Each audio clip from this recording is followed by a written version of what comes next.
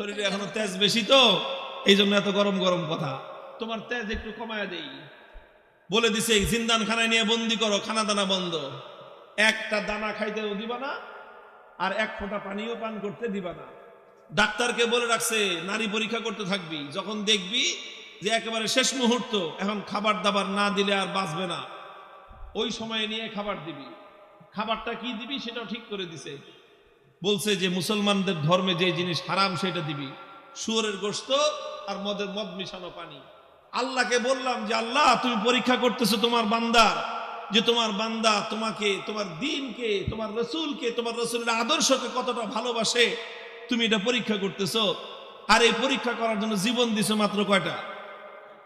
একটা মাত্র জীবন দিছো। আর ওই একটা জীবন দিয়ে আল্লাহ তোমাকে কিভাবে দেখাবো যে আমি তোমাকে আর তোমার দ্বীনকে কতটা ভালোবাসি? তুমি আমাকে 1000 জীবন দান করতা, একটা একটা করে জীবন তোমার জন্য উৎসর্গ করে তোমার বান্দা আব্দুল্লাহ বিন হুযাফা দুনিয়ার সামনে প্রমাণ করে দিত ইমানদারের কাছে ইমানের দাম কত বেশি।